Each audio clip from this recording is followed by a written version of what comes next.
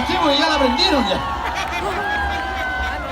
Fuerte el aplauso. Se enciende la fogata de los pescadores en estas fiestas patrias 2019.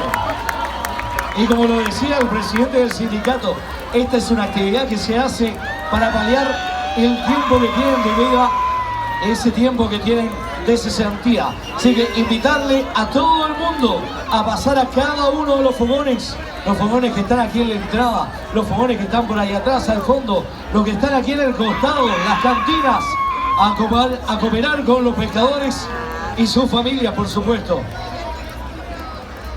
Fuerte el aplauso para todas las pescadores y sus familias, a toda la familia de pescadores de Valparaíso, de Caleta El Membrillo, de Caleta Portales y a todos los pescadores de Chile que están luchando día a día en el mar por traer el alimento a su mesa. Más fuertes aplausos para los pescadores y sus familias.